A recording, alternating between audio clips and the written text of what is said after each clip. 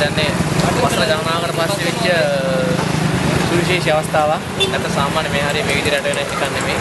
මේ වෙනකොට මයිකුල ප්‍රදේශයේ පවුල් 3000කට ජනතාව 3000කට ආසන්න ප්‍රමාණයක් මේ දැඩි ගංගාවතර තත්ත්වය සහ වැයිවතර තත්ත්වය නිසා අපදාර ලක්ලා ඉන්නවා. බලාපොරොත්තු වෙනවා මේකට සහනයක්.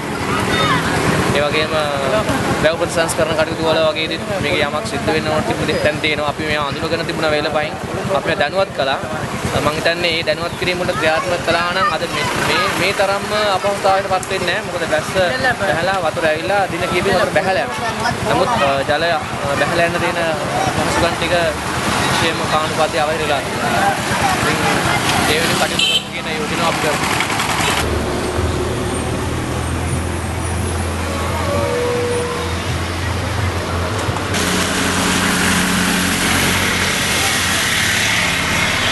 ये सुरंग लगी क्या तो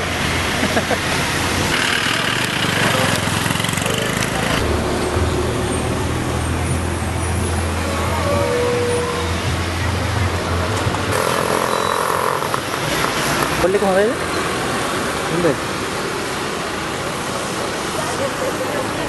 रोड पार है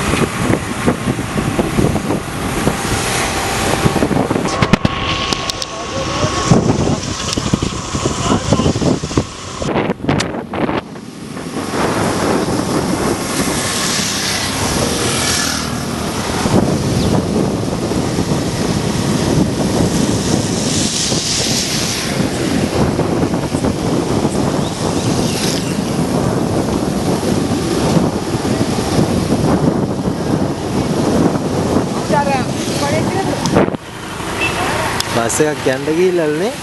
මොකද යන්න ගිහිල්ලාද කියාද වවුනියා බස් එක.